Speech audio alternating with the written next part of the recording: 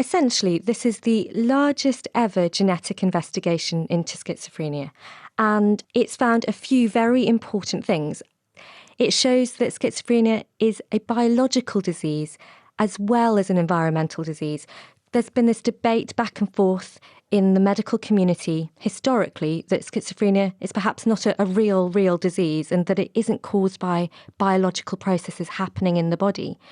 And now this study finds that there are over 100 gene regions that are associated with schizophrenia, and that proves that there are some biological processes underlying this disease. We have known for a long time, though, haven't we, that the disease runs in families, because if you look at people who have a parent who has schizophrenia, they're much more likely to get it themselves, aren't they? Absolutely. And when you look at twin studies, in particular, you do see that there is some sort of inheritance going on. So scientists have argued for some time that genes are very likely to be involved. But then you can also argue that it's the environment that's playing a part there. Perhaps there's something within that family environment that is causing this. And so this has been the debate that's been going on. Now, within the genetic community, within the psychiatry community, people have hedged their bets on this being in part a genetic condition for some time. But really, this is the first time they can hold their hands up with utter confidence and say, look here, over 100 gene regions that in some way are linked to schizophrenia. How did they find them? What they did is they took over 37,000 individuals with schizophrenia. They took the genetic data from them, and they also compared this to around 113,000 individuals without the disease. And by looking at these genetic data, they were able to pick out regions in the people who have schizophrenia that were more common than those who didn't have the disease. Now, obviously, a lot of people say if we understand the genes that cause the disease, we begin to understand what makes the disease happen, and this means we can understand better how to treat the disease. How will these genetic findings translate into better treatments for people who have schizophrenia? What these 100 gene regions, and 83 of which are completely new that they've never seen before, what they give is an opportunity for new insights into what's causing this disease, and so ultimately an opportunity to try out different drug models as well.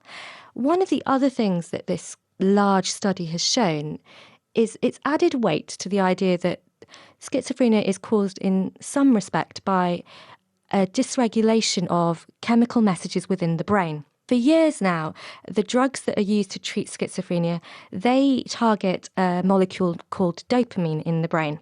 What this study has shown is that, lo and behold, a lot of the genes that they found are implicated in how dopamine works. So it confirms one of the hypotheses about why schizophrenia progresses. However, some of the genes involved also look at other chemical messengers, such as glutamate. And so now drugs could be developed that perhaps modulate this particular chemical messenger. So there are other avenues now to look at. Would it also be possible to use this as a better screening test? Because there are some conditions that can look a bit like schizophrenia, but they're not pure schizophrenia. There are others that are not schizophrenia. On the other hand, if you treat the wrong disease with the wrong drug, people get worse, not better. So could we use these genes as a way to find people who have the right disease and match them up with the right treatment? I think at the moment, what they've found is that there are these gene regions, and the next thing they really need to do is unpick the individual genes within those regions and to see how the different genes interact with each other. So at this precise moment, it would be quite hard to do genetic screening tests. But saying that, there are some scientists now calling for gene screening for people with mental health disorders, because if you can isolate one of those individual genes, then yes, surely you can provide a much more tailored treatment.